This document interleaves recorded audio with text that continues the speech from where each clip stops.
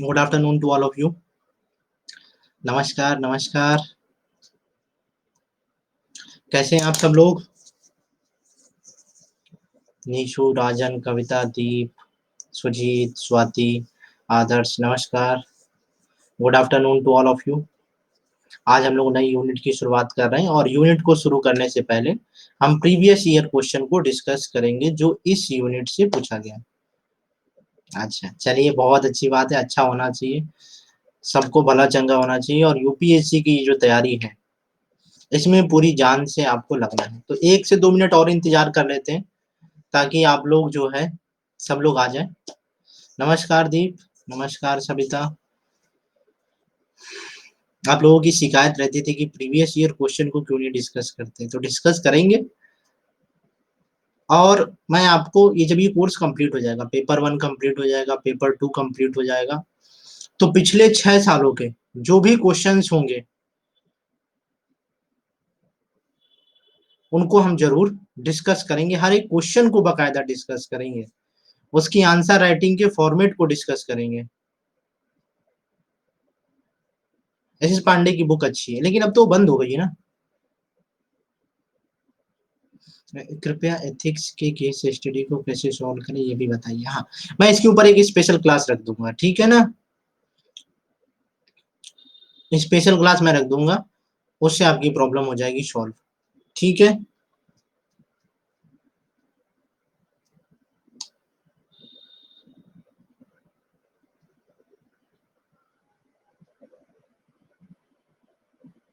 अभी लॉन्च नहीं हुआ है, अभी लॉन्च नहीं हुआ है, हो जाएगा लॉन्च, जल्द ही लॉन्च हो जाएगा।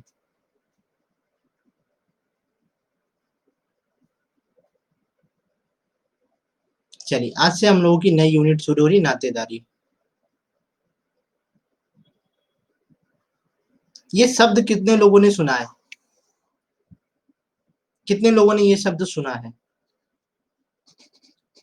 सह संबंधवास, कितने लोगों ने सुना है? ईमानदारी से बताएं। नहीं, इंग्लिश वर्ड नहीं, इंग्लिश वर्ड की बात नहीं, इंग्लिश वर्ड पे कोई भी नहीं जाएगा, और ईमानदारी से बताना है। नहीं सुना है ना?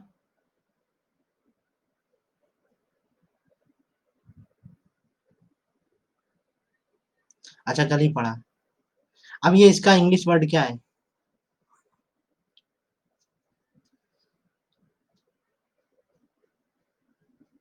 Good afternoon. दीपक के चेहरे पे अलग स्माइल। हाँ, अब ये क्वेश्चन कितने मार्क्स का है? 20 मार्क्स का है।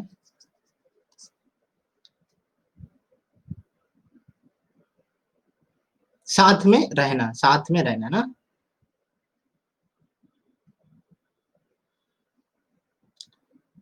अब ये बताइए, क्या इस यूनिट को नातेदारी वाले चैप्टर में डाला जाएगा?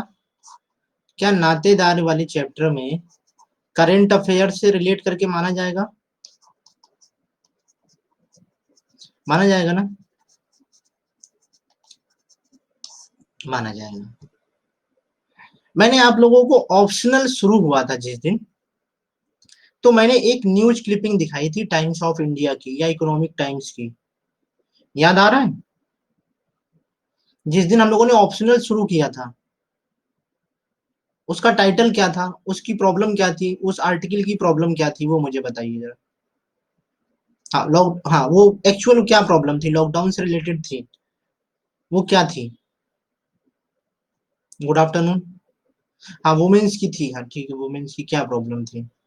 लड़ाई? नहीं नहीं, लड़ाई वाली प्रॉब्लम नहीं थी लॉकडाउन में, घरेलू हिंसा। नहीं, वो आपने शायद लेक्चर नहीं देखा है महेंद्र, आपने। नहीं नहीं, घरेलू हिंसा, घरेलू हिंसा तो था। एक और आर्टिकल था जो रिपोर्ट थी, वो डेटा था, एक मिलियन वाला डेटा था, याद आ रहा है? घरेलू हिंसा के साथ उसमें एक और चीज मेंशन थी। चलिए, वो जो है 2020 के मेंस के लिए, 2020 के मेंस के लिए बहुत ही इंपॉर्टेंट आर्टिकल है। याद दिलाऊं? मैं वो आर्टिकल ही दिखा देता हूँ, जिससे आपको जो है वो हेल्प मिल जाएगी।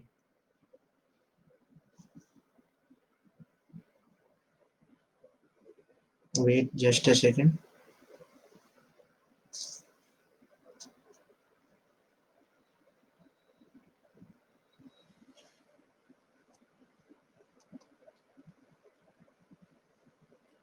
नहीं, आकांक्षा आ रहे हैं, कमेंट आ रहे हैं। ये था, याद आ रहा है अब? टाइम्स ऑफ इंडिया का आर्टिकल है।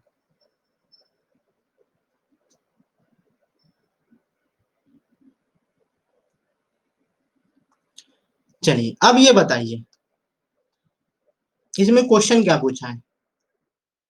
लिविंग रिलेशनशिप पर न्यायिक हस्तक्षेप के आलोक में भारत में विवाह और परिवार के भविष्य की विवेचना करनी। यानी कि आप ये आंसर तभी लिख पाएंगे जब आपको पता हो कि इससे संबंधित याचिका गई है और याचिका में क्या प्रॉब्लम थी, तभी तो बता पाएंगे। आप इस चीज को तो लिख देंगे, भविष्य की विवेचना तो बहुत अच्छे से आप लोग लिख देंगे, लेकिन इसके आलोक में, न्यायिक हस्तक्षेप के आलोक में ये बात बतानी है। 20 मार्क्स का है। इसमें कितने मार्क्स मिलने चाहिए? आपका वेटेज क्या इसमें 12 मार्क्स तक आ सकता है, 12 प्लस मार्क्स तक मिल सकता है, मिल सकता है। लेकिन हमारे पास क्या होने चाहिए? सॉलिड पॉइंट होने चाहिए, सॉलिड पॉइंट होने चाहिए। अगर सॉलिड पॉइंट नहीं होंगे तो हम स्टैटिक चाहे जितना पढ़ लें, नंबर नहीं मिलेगा। तो आज आप लोगों को इसके ऊपर लिखना है। डिस्कशन मैंने कभी किया था, मैंने बताया था ना कि हमारे जस्ट नीचे ही लोग लिव इन रिलेशनशिप में रहते थे, घटना घटित हो गई, कांड पता चल गई। लेकिन इन सब की वजह से, वो तो एक अलग थी, मजाक वाली चीज थी, है ना, जो चीजें पता चल गई वो तो जिंदगी का पार्ट था। लेकिन उन सब से क्या प्रॉब्लम फेस करने को मिल रही है? विवाह और परिवार। क्या विवाह हमें देखने को मिलेंगे? हम लोगों ने एक बार डिस्कस किया था ना, हम लोगों ने इसके ऊपर डिस्कस किया था। क्या भविष्य में अगर ये चीज कंटिन्यू होती है तो क्या भविष्य में विवाह देखेंगे हम लोग? नहीं देखेंगे। और इसमें हम लोगों ने बताया था कि सबसे ज्यादा नुकसान किसका होगा? जो रात में खाना बनाने के लिए शादियों पर डिपेंड रहते थे, है ना, तो वो लोग शादी में नहीं जाएंगे, नुकसान हो जाएगा। अब सोचिए, जिस तरीके से ये प्रश्न पूछा गया है, यहाँ पे आपको शब्द लाने में बहुत कठिनाई आएगी, शब्द लाने में बहुत कठिनाई आएगी, है ना। अभी कोई कुछ भी 250 वर्ड नहीं लिख पाएगा, बिल्कुल नहीं लिख पाएगा। लिख पाएगा? भले क्वेश्चन चाहे जितना भी अच्छा समझ में आ रहा हो, क्या आप लोग लिख सकते हैं? अभी क्या लिख सकते हैं आप लोग? नहीं, अभी आप लोग नहीं लिख सकते हैं। लेकिन हम इस क्वेश्चन को डिस्कस करेंगे, फिर हम लोग यूनिट को शुरू करेंगे, ठीक है। मैंने इस क्वेश्चन को क्यों डिस्कस किया, ये बता सकता है कोई भी? पेपर यूनिट को शुरू करने से पहले मैंने आपको इस क्वेश्चन को क्यों डिस्कस किया? ये 2019 में पूछा गया है, पेपर 1 में। कोई भी रीजन बता सकता है कि मैंने ये क्वेश्चन क्यों डिस्कस किया है टॉपिक शुरू करने से पहले? मैं बाद में भी कर सकता था।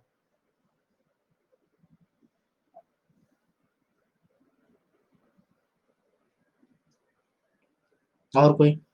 मैंने ये क्वेश्चन क्यों डिस्कस किया है?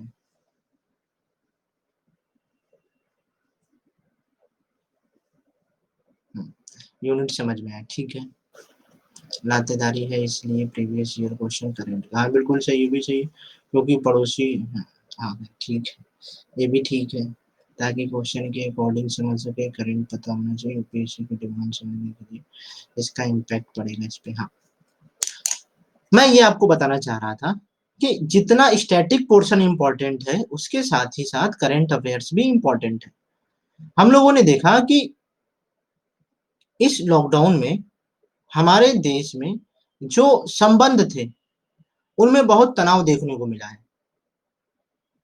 खासकर जो वैवाहिक संबंध हैं, उनमें बहुत तनाव देखने को मिले हैं।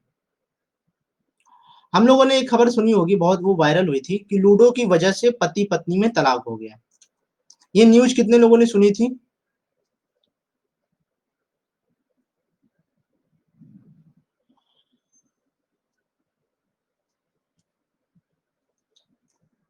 ये राजन किसी और को सुनाना चाह रहे हैं लग रहा है। हाँ, पति-पत्नी की वजह से जो है तलाक हो गया। ये क्या है? लेकिन हमें रीज़न के ऊपर नहीं जाना है। हमें ये देखना है कि हमारे देश में अब क्या हो रहा है? डिवोर्स की संख्या बढ़ती जा रही है, घरेलू हिंसाएँ बढ़ती जा रही हैं, यानी कि हमारी नातेदारी कमज़ोर हो रही है। कमज़ोर हो रही है कि नहीं? हमारे रिश्ते जो है बिखर रहे हैं। ये सब चीज़ें क्या हो रही हैं? करंट से रिलेट हो रही हैं। तो आपको डिवोर्स पे पकड़ होनी चाहिए, लिव इन रिलेशनशिप पे पकड़ होनी चाहिए, आपकी पकड़ होनी चाहिए घरेलू हिंसा पर, शारीरिक शोषण, मानसिक शोषण और साथ ही साथ महिलाओं की आर्थिक स्वतंत्रता और सामाजिक स्वतंत्रता। ये कुछ करंट के ऐसे सेक्शन हैं जो हर दिन कोई ना कोई आर्टिकल, कोई ना कोई घटनाएँ आती रहती हैं। आपको पता है अभी हाल ही में एक घटना घटित हुई थी भोपाल में, जहाँ पे 2 कपल लिव इन रिलेशनशिप में रहते थे और गलती से वो लड़की जो है पॉज़िटिव पाई गई। समझिएगा, एक लड़की पॉज़िटिव पाई गई और वो लिव इन रिलेशनशिप में किसी लड़के के साथ रहती थी। ठीक है? घटना को समझने की कोशिश करिएगा।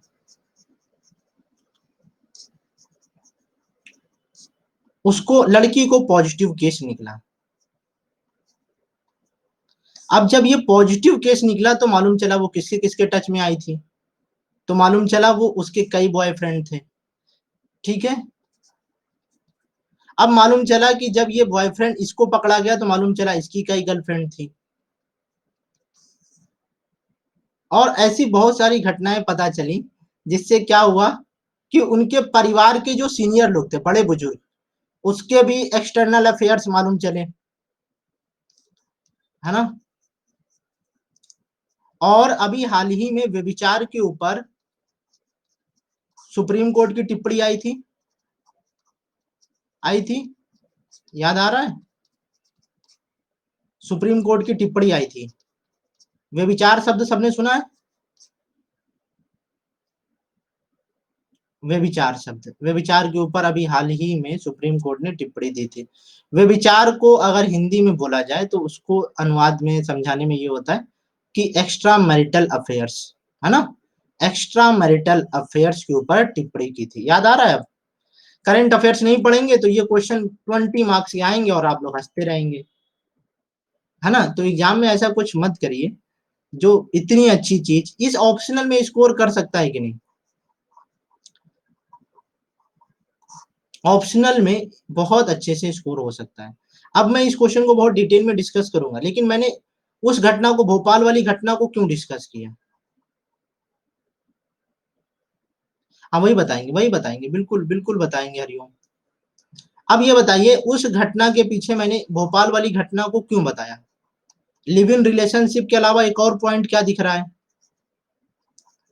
उसके बाद क्या हुआ ये तो मुझे नहीं पता, लेकिन ये मालूम चला कि बहुत सारी चीज़ें खुल गई। क्या मालूम चला? टॉपिक क्या निकल के आया? इस घटना से क्या टॉपिक निकल के आया? लिव इन रिलेशनशिप के अलावा? कोई बताएगा? नहीं, नहीं, ये भी नहीं। हाँ, व्यभिचार, है ना? व्यभिचार शब्द निकल के आया, जो हमारे पॉलिटी में भी महत्वपूर्ण है। हाँ, हाँ, नातेदारी में तो आएगा ही आएगा, नातेदारी में भी आएगा, नातेदारी में तो डेफ़िनेटली आएगा। लेकिन ये क्या समझना है कि हम किसी भी करंट के इवेंट को अपने सिलेबस के अकॉर्डिंग कितने डायमेंशन्स में ले सकते हैं। यही होगा? होगा कि नहीं होगा?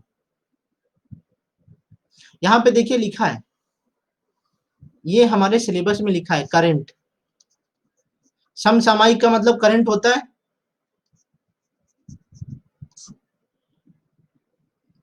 यानी कि यहाँ पे स्टैटिक से तो आएगा ही नहीं, चांस बहुत कम है, क्योंकि आपको अपडेट रहना ही है। ये मान के चलिए कि स्टैटिक थोड़ा बहुत इंपॉर्टेंट है और करंट ज्यादा इंपॉर्टेंट है।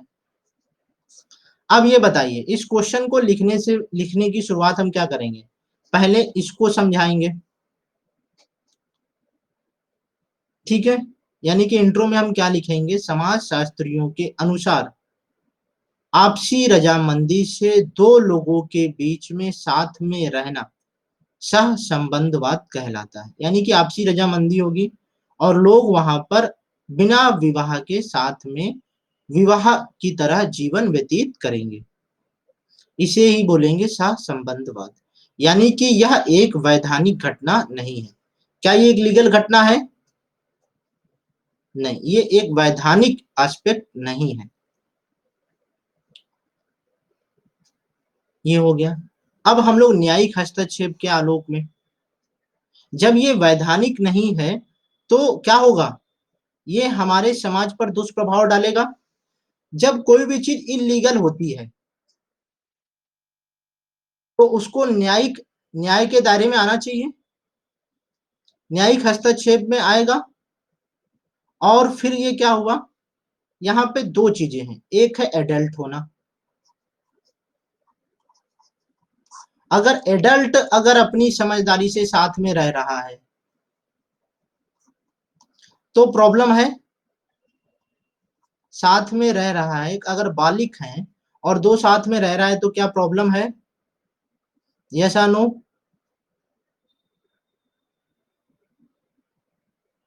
प्रॉब्लम है। क्या प्रॉब्लम है? सांस्कृतिक, है ना, सांस्कृतिक मूल्य या फिर सामाजिक मूल्य, यही एक प्रॉब्लम है और कोई प्रॉब्लम नहीं है। इन दोनों के लिए इंडिविजुअल जो है कोई प्रॉब्लम नहीं है, इंडिविजुअल एस्पेक्ट से कोई भी प्रॉब्लम नहीं दिख रही है हम लोगों को। तो हम क्या करेंगे यहाँ पर, हम करेंगे कि यहाँ पर न्यायिक, पहली बात तो एक सामाजिक मूल्य है और दूसरा एक न्यायिक मूल्य है। अगर न्यायिक मूल्य ना होता तो न्यायालय जो है तलाक के मामले में हस्तक्षेप ना करता, है ना, क्योंकि जब वो विवाह के जुड़ने के बाद विवाह के अलग होने वाली प्रक्रिया में पार्टिसिपेट करता है तो फिर वो इस मामले में क्यों हस्तक्षेप नहीं करेगा।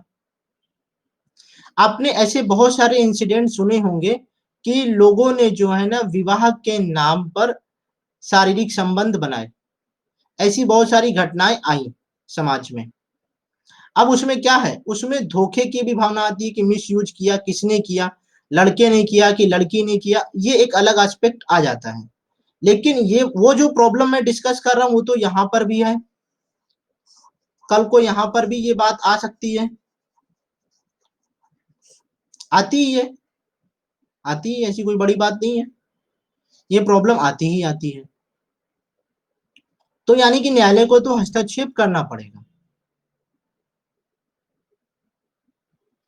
किस तरीके से वो बताता है वो एक अलग एस्पेक्ट, जैसे कि हम लिखेंगे कि हमारे देश में जब किसी भी सामाजिक मूल्य का पतन होता है तो न्यायालय हस्तक्षेप करता है कि नहीं करता है। जैसे कि इंस्टेंट जो था ना तलाक वाला, उसमें सरकार ने हस्तक्षेप किया, उससे सामाजिक मूल्य प्रॉब्लम में थे, ठीक उसी प्रकार से।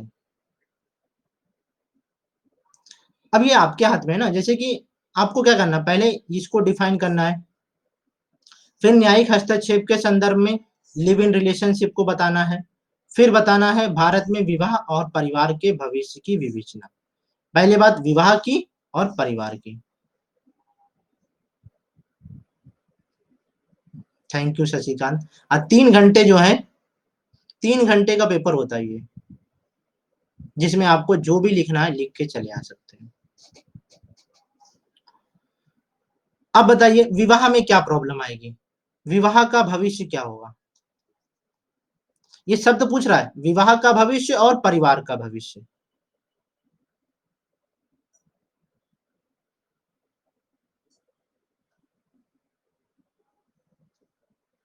सर कल्चर और सोशल इश्यूज भी डालेंगे सर। हाँ बिल्कुल डालेंगे, बिल्कुल डालेंगे। विवाह का सांस्कृतिक मूल्य खत्म हो जाएगा, दोनों में बिखरा होगा। अब देखिए, पहली बात आप लोग सोचिए, है ना, आप लोग भी सोचिए, सोचते रहिए, कमेंट करते रहिए, मैं आपको बताने की कोशिश कर रहा हूँ, क्योंकि ये क्वेश्चन 20 मार्क्स का था। अगला क्वेश्चन हो सकता है कि घरेलू हिंसा के ऊपर आएगा, या फिर तलाक के ऊपर आएगा, या फिर शारीरिक शोषण के ऊपर आएगा। ये क्वेश्चन 2020 में आएगा, और वो टॉपिक जरूर कहीं ना कहीं महिलाओं को इंडिकेट कर रहा होगा, और जिसका संबंध नातेदारी से जरूर रहेगा।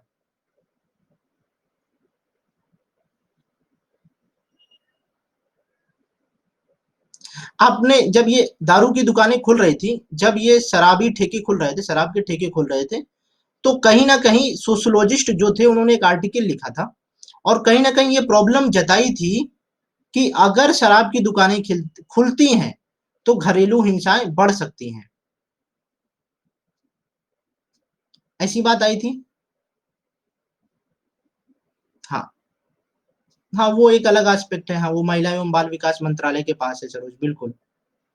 हाँ, आजकल की आजकल की खुदी जी खुश आजकल। हाँ,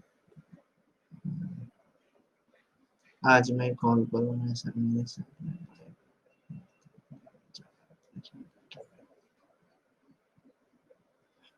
अच्छा ठीक है शशिकांत। हाँ, क्योंकि घर में पैसा नहीं है और लोग शराब के लिए कुछ भी कर सकते हैं, इस हिंसा का। हम्म, अब देखिए, पहली बात, लोग साथ में रह रहे हैं, ठीक है, तो हमें क्या है, हम किसी बंधन में बंधे हुए हैं, हम कभी भी उससे निकल सकते हैं, निकल सकते हैं कि नहीं? नहीं निकल सकते हैं ना, अगर हम जब लिव इन रिलेशनशिप में रहते हैं तो किसी प्रकार का कोई बंधन होता है? कोई बंधन नहीं, किसी प्रकार का कोई भी बंधन नहीं। जब मन हुआ बाहर निकल आए, आजादी रहती है। लेकिन इन सब के बीच में जब कोई बंधन ही नहीं, जैसे कि आजकल क्या है, लोग रिश्ते निभा ले जाते हैं, लोग विवाह में होने के बावजूद रिश्तों को निभाने की कोशिश करते हैं, सोचते हैं कि आज नहीं तो कल उसके जीवन में बदलाव आएगा और वो मेरा साथ देगा। लेकिन हम यहाँ पर लिव इन रिलेशनशिप में पूरी तरह से इंडिपेंडेंट रहते हैं, यानी कि यहाँ पर सब चीजें मिल रही हैं, हर एक चीज जो विवाह के समय मिलता है, मेंटल सपोर्ट, फिजिकल सपोर्ट, हर एक तरीके का सपोर्ट मिलता है। यानी कि विवाह का अस्तित्व खतरे में हो जाएगा, और जब विवाह खतरे में हो जाएगा, हाँ बिल्कुल देख लेंगे अंजलि, अगर विवाह का अस्तित्व खतरा हो जाएगा तो फिर क्या नातेदारी बढ़ पाएगी, क्या जनरेशन बढ़ पाएगी? मान भी लेते हैं कि जनरेशन बढ़ भी गई, मान लेते हैं किसी बच्चे का जन्म भी हो गया, तो क्या उसकी परवरिश बेहतर हो पाएगी?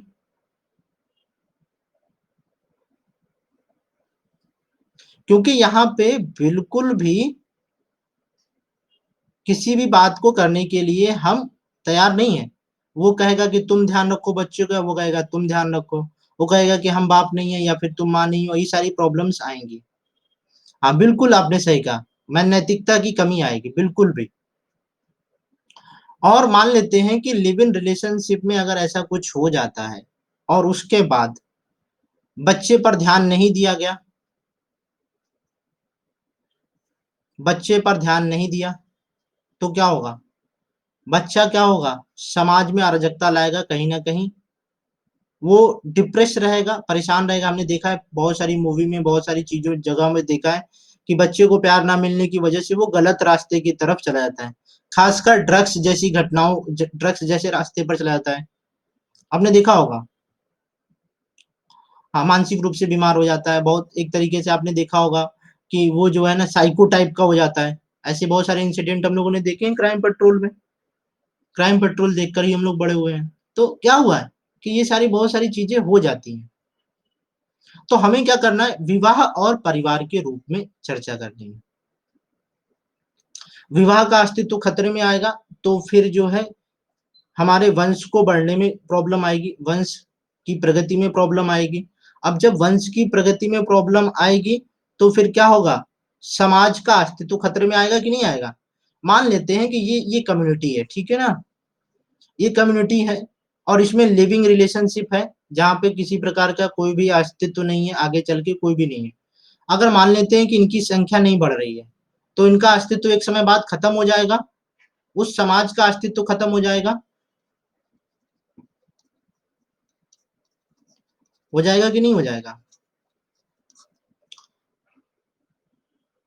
अब मान लेते हैं कि लिव इन रिलेशनशिप में लोग जो रह रहे हैं, क्या उनके पास परिवार है, क्या उनके पास परिवार है।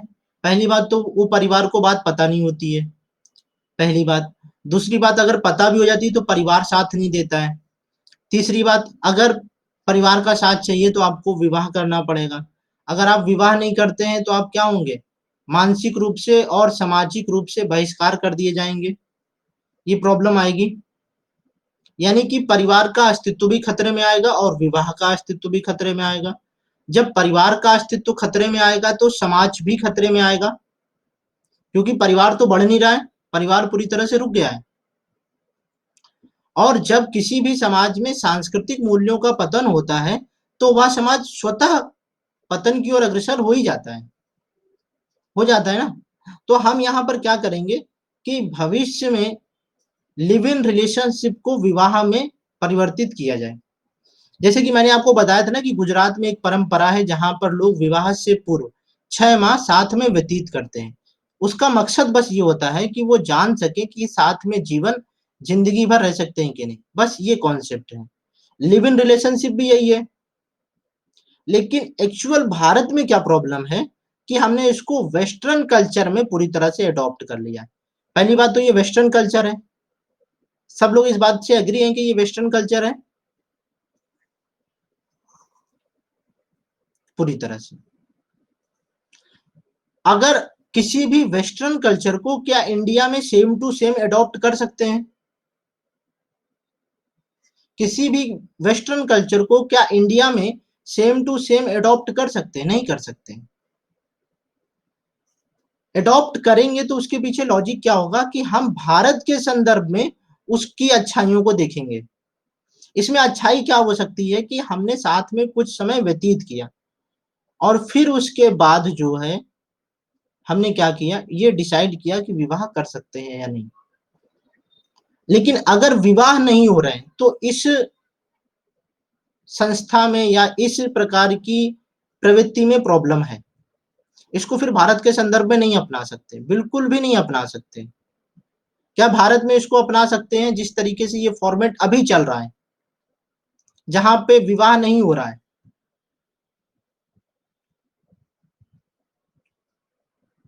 ये एक बहुत बड़ी प्रॉब्लम है, अपना तो नहीं सकते। एक और बात है, क्या इन सब के बीच में परिवार तनाव में रहेगा,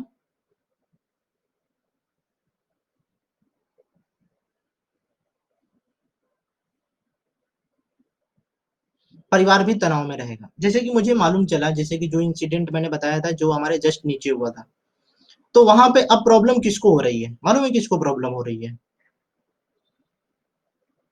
लड़की को प्रॉब्लम हो रही है।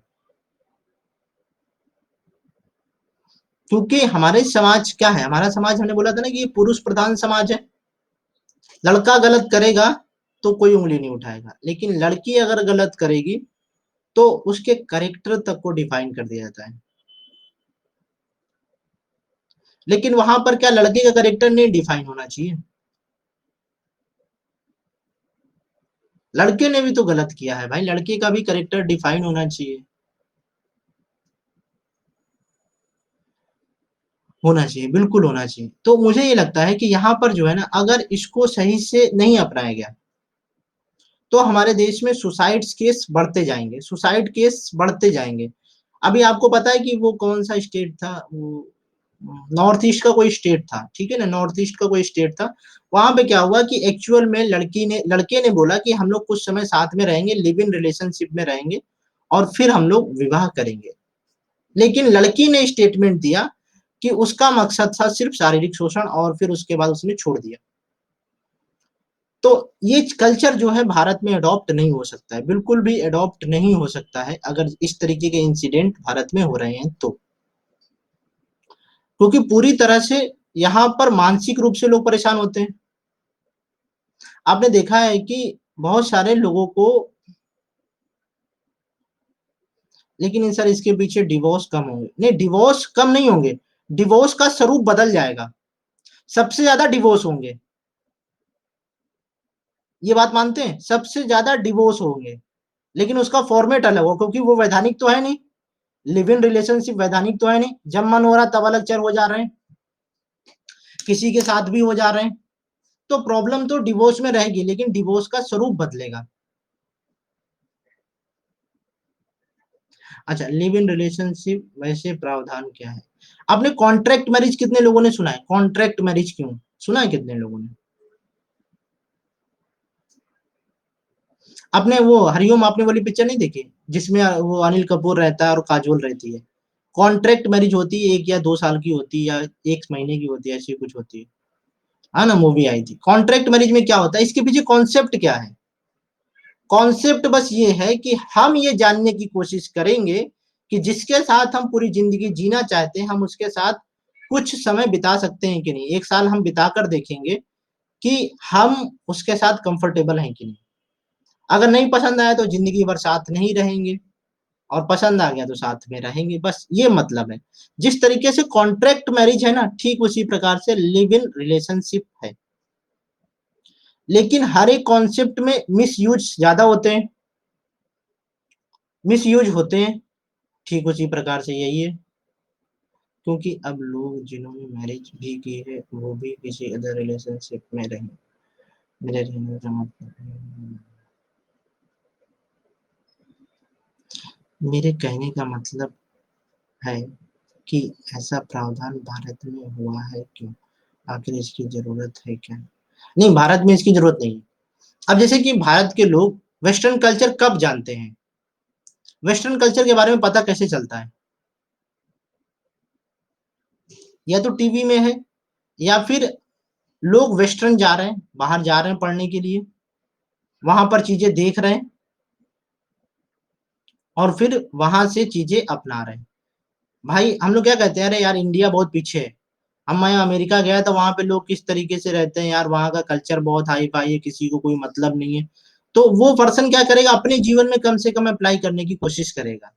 फिर उसका दोस्त भी जाएगा तो वो भी उस चीज को देखेगा, फिर ऑब्जर्व करेगा, तो क्या होता है, धीरे धीरे लोग जो है ना उन चीजों को फॉलो करते हैं, और उन्हें ऐसा लगता है कि हम मॉडर्नाइजेशन के युग में आगे बढ़ रहे हैं।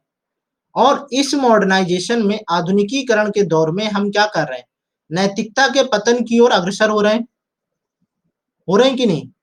जितना आधुनिकीकरण हम देख रहे हैं समाज में, क्या नैतिकता का अभाव उसी प्रकार से बढ़ता जा रहा है? नैतिकता की कमी होती जा रही है। और अगर ये हो रही है तो भारतीय समाज के संदर्भ में बहुत ही खतरनाक है, क्योंकि वहां का एटमॉस्फेयर अलग है, पहली बात है ना, सब कुछ ज्योग्राफी के ऊपर डिपेंड करता है। मैंने आप लोगों को एक दिन बताया था ना कि जितने भी लोग बीच पर घूमते फिरते हैं शॉर्ट्स पहनकर, उनके पीछे क्या है, उनका जो टेम्परेचर है वो प्रॉब्लम का इशू है। और फिर हम लोग कहते हैं अरे ये लोग बेशरम की तरह घूम रहे हैं। अगर वो नहीं घूमेंगे तो उन्हें स्किन की प्रॉब्लम्स हो जाएंगी, क्योंकि वो ठंडे क्षेत्र में रहते हैं, और जब उन्हें अगर धूप नहीं मिलेगी तो बहुत तरीके की स्किन की प्रॉब्लम्स हो जाती हैं। ठंड आती है तो आप धूप को क्यों लेने की कोशिश करते हैं? ठंड में आप धूप क्यों चाहते हैं? इसी वजह से तो चाहते हैं कि ताकि स्किन की प्रॉब्लम्स ना हो। अब जो ठंडे क्षेत्र में काफी समय से रहता है, जो हमेशा कपड़ों को ढका रहता है, जिसको कभी भी सूर्य की रोशनी नहीं मिल पाती है, विटामिन डी नहीं मिल पाता है, तो वो क्या करेगा, वो ऐसे ही कम कपड़ों को पहनेगा, ताकि वो जो है, आपने देखा है कि वो चीजें क्यों उसी तरीके से हैं, वो लेटे हुए आंख बंद किए हुए हैं, क्यों ऐसा है? क्योंकि उन्हें उस चीज की जरूरत है, रिलैक्सेशन की जरूरत है। लेकिन हमारे क्या क्या प्रॉब्लम है, हम लोग इसको क्या करते हैं, हमको सेम टू सेम वही चीज़ अपनानी है। लेकिन सर वेस्टर्नाइज़ेशन और नैतिकता का पतन को रोका भी नहीं जा सकता, को रोका तो नहीं जा सकता। नैतिकता के पतन को रोका भी तो नहीं जा सकता। देखिए, वेस्टर्नाइज़ेशन देखिए पश्चिमीकरण जो है, इसको रोका नहीं जा सकता, ठीक है? कोई भी चीज़ है, एक चीज़ याद रखिएगा, जिसमें अट्रैक्शन है, उसको रोका नहीं जा सकता। जिसमें खिंचाव बल ज़्यादा होगा, क्या आप उसको अपने पास आने से रोक सकते हैं? नहीं रोक सकते। ये जो पश्चिमीकरण है, इसमें एक ऐसा खिंचाव बल है जिसकी तरफ आप आकर्षित होते जाएँगे। लेकिन हमारे समाज में क्या कहा जाता है कि संस्कार अच्छे होते हैं, तो कोई भी बुरी बला जो है उसके ऊपर नहीं आती है। कहा जाता है ना कि संस्कार अच्छे हैं, लोग हम लोग समाज में कहते नहीं है, पिक्चरों में कहते हैं कि संस्कार बहुत अच्छे हैं, इसलिए वो वहाँ जाकर भी नहीं बदला, वो वहाँ जाकर भी वैसा ही है ना? ऐसा होता है। Sir I think mentally concept है ये सब, हम किसको लेवल पर सोचते हैं। तो हमें ये सोचना होगा कि अगर आप देखिए जैसे मान लेते हैं कि कोई ऐसा व्यक्ति है जो इन सब चीज़ों को अपना रहा है, ठीक है? और मान लेते हैं वो यूपीएससी की तैयारी कर रहा है, ठीक है? यूपीएससी की तैयारी कर रहा है और उसे ये चीज़ें पता है। तो वो कहीं न कहीं जब उसका करियर सेट हो जाएगा तो उसके जीवन में ये प्राथमिकता रहेगी कि वो विवाह करे। होगा ऐसा कहीं न कहीं होगा।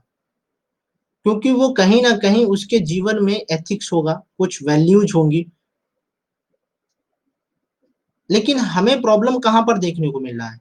ये प्रॉब्लम वहाँ पर देखने को मिल रहा है, जिनके जीवन में कोई वैल्यूज़ नहीं होती है, कुछ सामाजिक मूल्य नहीं होते हैं।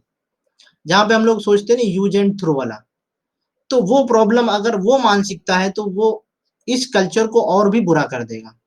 और फिर क्या करेगा, पश्चिमीकरण की जो अच्छाइयाँ हैं, ऐसा नहीं कि पश्चिमीकरण में बुराइयाँ ही बुराइयाँ हैं, बहुत सारी प्रॉब्लम्स हैं, नहीं। सोच की प्रॉब्लम है, एक्चुअल में हमारे सोच और नज़रिए की प्रॉब्लम है। अब सोचिए, एक व्यक्ति है अपने कमरे में पढ़ रहा है, ठीक है? एक व्यक्ति एक कमरे में पढ़ रहा है, तो एक व्यक्ति सोचेगा जो देख रहा है दूर से, वो सोचेगा ये पढ़ रहा है। दूसरा व्यक्ति सोचेगा अरे ये दिखावे के लिए पढ़ रहा है। तीसरा व्यक्ति सोचेगा अरे ये पढ़ रहा है लेकिन होगा नहीं। नज़रिए का ही तो दोष है, सोच का ही तो फ़र्क है, लेकिन ये पढ़ रहा है। ये क्या सोच के पढ़ रहा है कि इसका सिलेक्शन होगा, लेकिन दुनिया किस तरीके से देख रही है, एक ये सोच रहा है कि इसका हो जाएगा, पढ़ रहा है तो हो जाएगा। ये कह रहा है अरे ये दिखावे के लिए पढ़ता रहता है। ये अलग तरीके से सोच रहा है। प्रॉब्लम देख रहे हैं कहाँ पे है? सिर्फ़ नज़रिए और सोच का है। अब हम लोग एक और हमने एक प्रॉब्लम आपको बताई थी कि आपको बस खबर ये मालूम चल जाए कि मोहल्ले की फलानी लड़की जो है भाग गई। तो हमने आपको एक बताया था ना कि वो सोचेगा अरे उसके साथ तो नहीं भाग गई, किसके साथ भाग गई होगी? लोग अलग-अलग तरीके से सोचेंगे, जिसकी जिस तरीके से समझ, जिस तरीके से एस्पेक्ट होगा, जिसको पता होगा अरे वो तो उसका चक्कर उससे चल रहा था, इसका उससे चल रहा था या फिर वो पढ़ाई नहीं करती थी, वो मूवी देखती थी, ये वो फलाना-ढिकाना। जिसको जो समझ में आएगा वो उस तरीके से सोचेगा। लेकिन एक्चुअल में तो कोई एक ही चीज़ हुई होगी ना। एक्चुअल में सिर्फ़ एक ही इंसिडेंट हुआ होगा जिस रास्ते को उसने चुना होगा। लेकिन नज़रिए तो कई बन गए। तो वो चीज़ें हमें सोचनी है कि ये जो टॉपिक है, ये एवरग्रीन टॉपिक है। ऐसा नहीं कि 2020 में इसके ऊपर प्रश्न नहीं आएगा। आ सकता है, डेफ़िनिटली आ सकता है लेकिन पूछने का तरीका अलग होगा।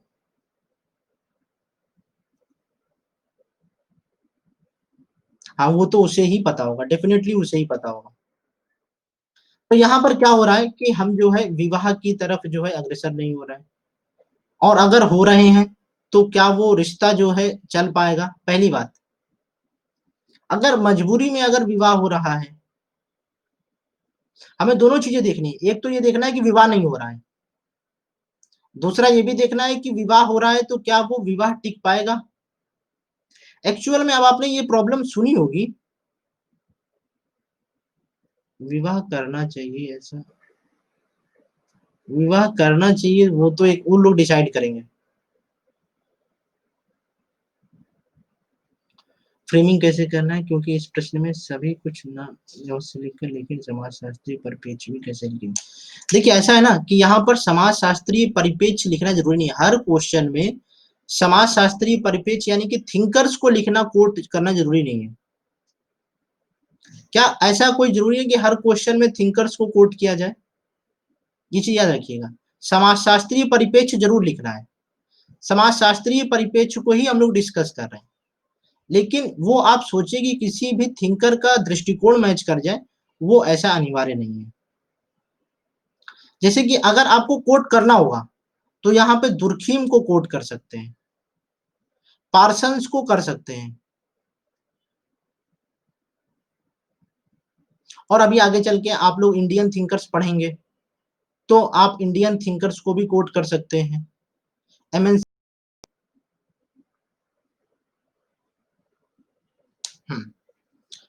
ठीक है, अब क्लियर हो गया होगा, है ना? आप लोग को आदत पड़ गई होगी अब तो, एक बार प्रॉब्लम तो होनी ही होनी है, तो अब तो कोई परेशान नहीं होता ना। 45 मिनट के आसपास प्रॉब्लम होती है, मैंने ये देखा है कि जब तक 45 मिनट की क्लास होती है उसी के आसपास बिल्कुल प्रॉब्लम होती है।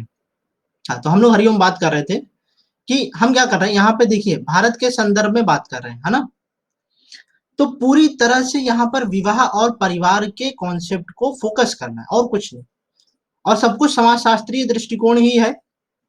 और यहाँ पे कोई जरूरी नहीं है ना कि थिंकर्स ही पॉइंट आउट करना है, प्रॉब्लम तो नहीं है, हर क्वेश्चन की डिमांड अलग अलग है। तो यहाँ पे किसी भी थिंकर्स को कोट नहीं कर पाएंगे डायरेक्टली आप। जैसे पार्सन्स को अगर कोट करना होगा तो इनडायरेक्टली कोट कर सकते हैं, है ना? बताया था, याद आ रहा है? पार्सन्स को हमने डिस्कस किया था, तो वो कर सकते हैं, वो सब कुछ रहेगा। यकीन मानिए जब हम लोग पेपर 1 और पेपर 2 कर लेंगे। हाँ, फ्रेमिंग कैसे करना मैं बता रहा हूँ, ध्यान से सुनिएगा, फ्रेमिंग ध्यान से सुनिएगा। फ्रेमिंग पहले क्या करेंगे, इसको डिफाइन करेंगे, ठीक है? फिर न्यायिक हस्तक्षेप बताएंगे भारत के संदर्भ में, ठीक है? फिर तीसरी बात बताएंगे भारत में विवाह का भविष्य।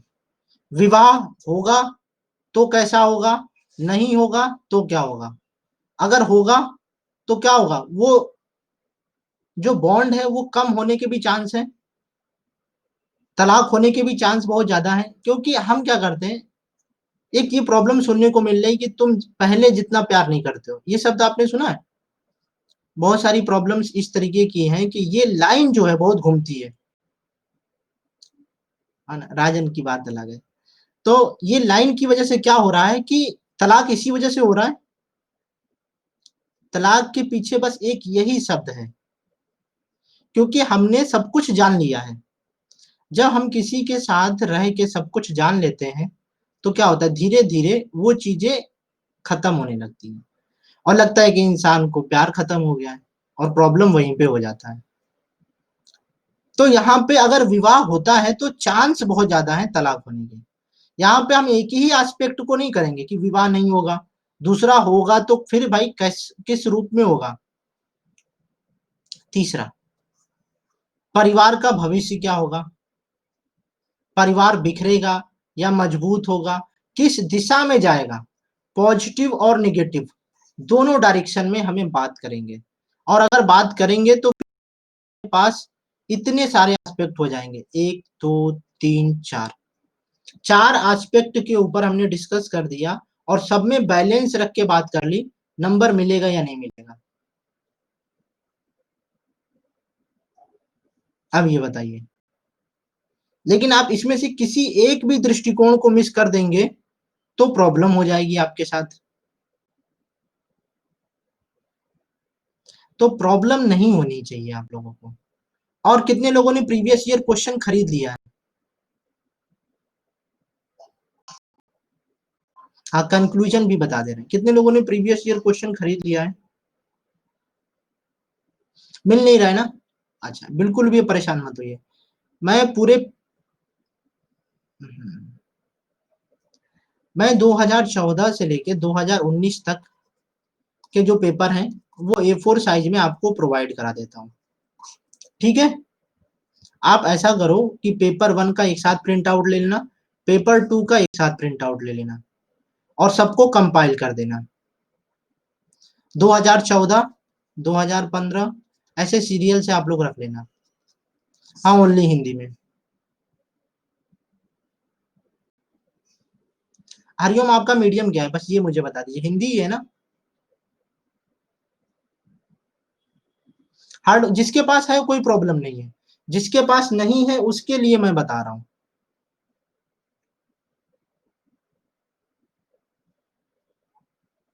देखिए प्रीवियस ईयर क्वेश्चन अगर जब आपके पास रहेगा तो आप रियल में ये जान पाएंगे कि आप किस दिशा में हैं, अदरवाइज आपको दिशा नहीं मालूम चलेगी।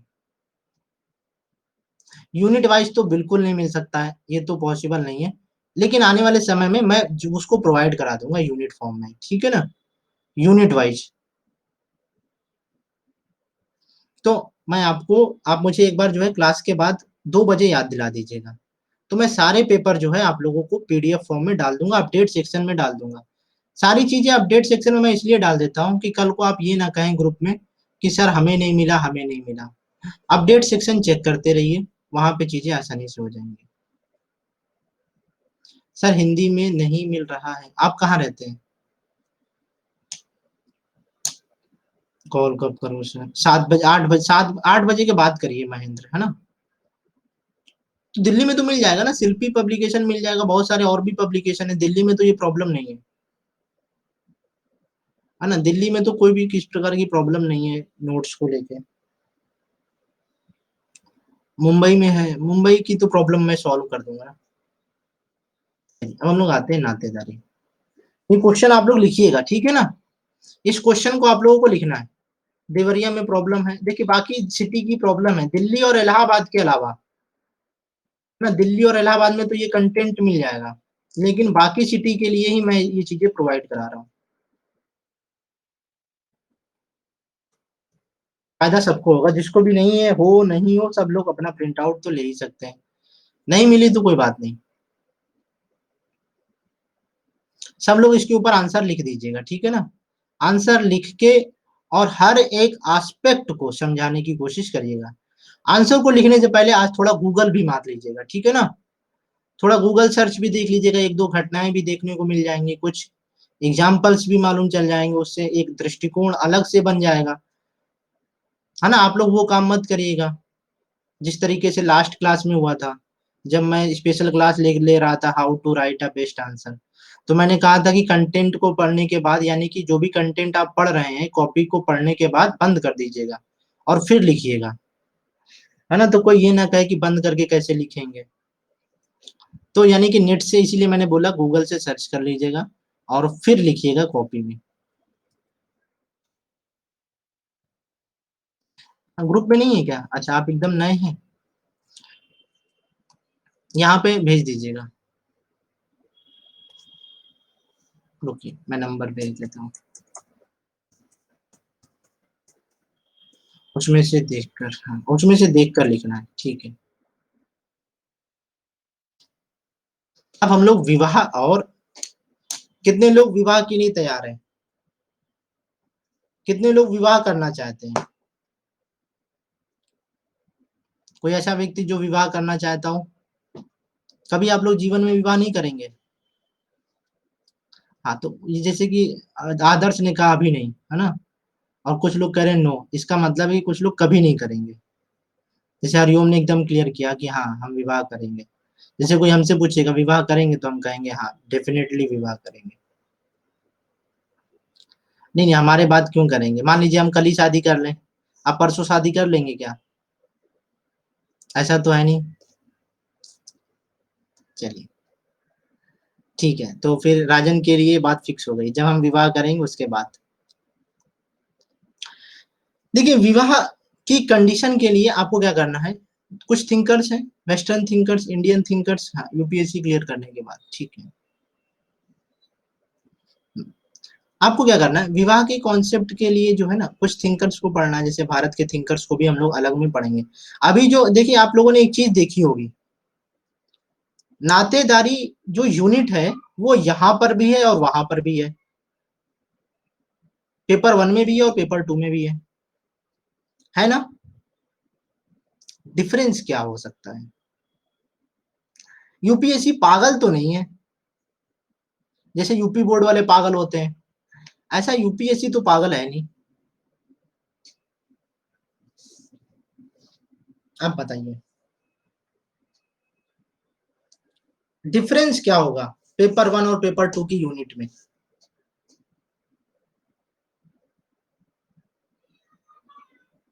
बिल्कुल, हाँ, वेस्टर्न और इंडियन, बहुत बढ़िया। वेस्टर्न और इंडियन का फर्क होगा, हाँ, बिल्कुल बिल्कुल, वर्ल्ड और इंडिया, हाँ, बिल्कुल सही बात है। तो ये थोड़ा सा अंतर है। अब आप लोग विवाह का क्या मतलब समझते हैं? दोनों करंट बेस रहेगा, बिल्कुल रहेगा। विवाह का मतलब क्या समझते हैं? अगर आपसे पूछा जाए कि विवाह क्या है, तो आप क्या बताएंगे?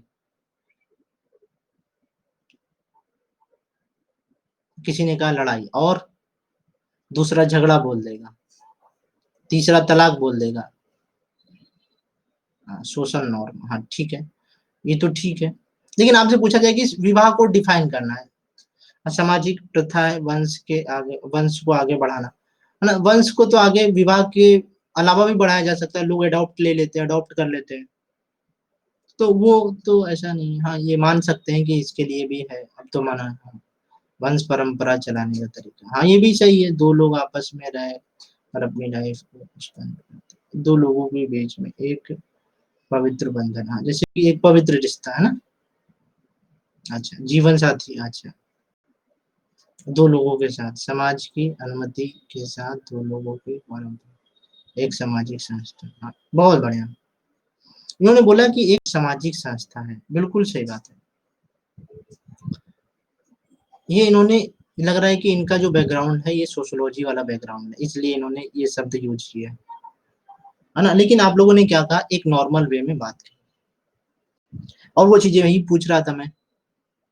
जब विवाह होता है तो क्या होता है कि एक व्यक्ति दूसरे व्यक्ति के साथ प्रेम पूर्वक जीवन भर साथ रहने के लिए तैयार होता है, जिसमें समाज के सभी लोगों की अनुमति होती है। और इस विवाह के पीछे क्या उद्देश्य होता है कि दोनों व्यक्ति एक दूसरे के सुख और दुख में साथ देंगे। जैसे कि हम लोगों में क्या होता है कि हम लोग 7 वचन निभाते हैं, है ना? जब जैसे आपका विवाह होगा और 7 फेरे लिए जाएंगे, तो उसमें 7 वचन होते हैं। कितने लोगों ने सुना है कभी? कुछ लोगों की तो इसमें शादी भी हो गई होगी, है ना? और कुछ लोगों ने शादी में रहे होंगे, जैसे कि जो भी लोग पूर्वांचल में रहे होंगे, जैसे कि मैं पूर्वांचल साइड का हूँ, तो हम लोगों के यहाँ सुबह 2-3 बजे शादी होती है ना? और जितने भी बुजुर्ग होते हैं वो ज्यादा नहीं जाते हैं, जैसे दूल्हे के, जैसे कि दूल्हे के भाई भाई चले गए या फिर कुछ लोग चले गए, 4-5 लोग ही जाते हैं। हाँ, भोर में शादी होती है। तो जब भोर में शादी होती है तो वहां पे क्या होता है कि पंडित जी 7 फेरे जो है, 7 वचन लड़के के लिए होते हैं और 4 वचन जो है शायद लड़की के लिए होते हैं, ऐसा कुछ है। लेकिन लड़की के वचन कम होते हैं पुरुष की अपेक्षा, ये मैंने देखा था हम लोग क्या पूर्वांचल में, है ना? हाँ, ऐसे ही कुछ है, हाँ, बिल्कुल ऐसे ही कुछ है। तो वहां पे ये बात चली थी, वहां से ये बात निकल के आई कि हाँ बिल्कुल ऐसा ही है, हाँ बिल्कुल ऐसा ही है। तो वहां पे क्या होता है कि लड़के की जिम्मेदारी ज्यादा हो जाती है उस सामाजिक दृष्टिकोण के अनुसार, और ये सही भी है। लेकिन क्या हमारे समाज में ऐसा है?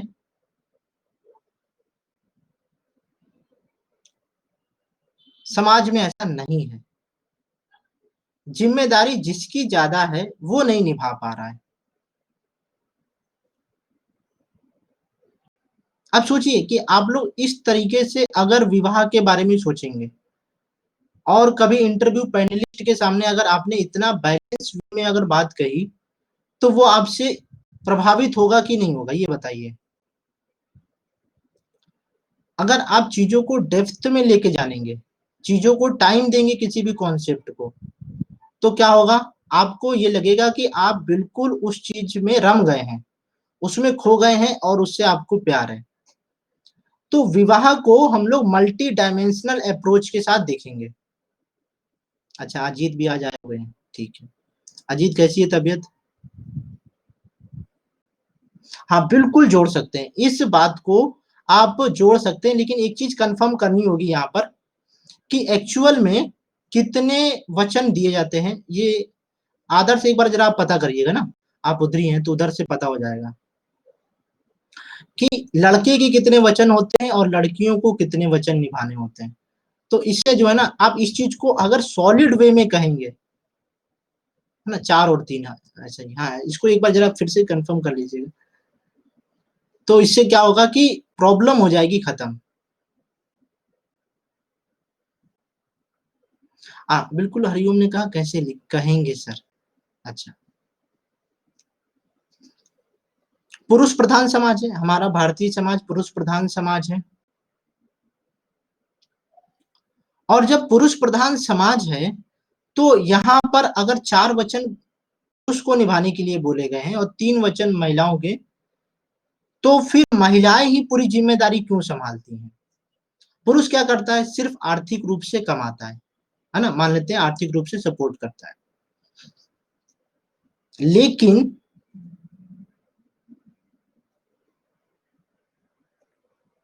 Audio video is clear?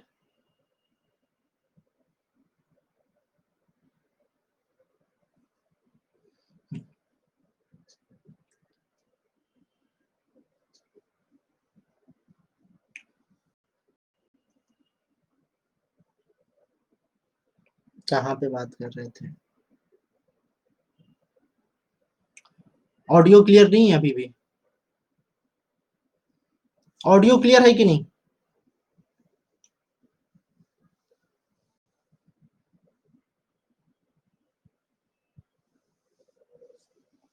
हाँ, तो देखिए, कुछ लोगों का नेटवर्क प्रॉब्लम होगा तो उसकी वजह से मेरा नेटवर्क मत खराब करिए आप लोग, है ना।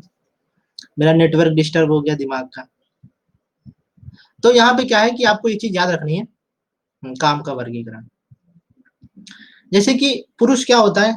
आर्थिक रूप से सपोर्ट करता है, लेकिन महिला जो है वो उससे ज्यादा जिम्मेदारी निभाती है, बच्चों की जिम्मेदारी निभाती है, घर की जिम्मेदारी निभाती है, रिश्तों तक की जिम्मेदारी निभाती है ना। रिश्तों को भी वही वैल्यू करती है, बैलेंस करने की कोशिश करती है,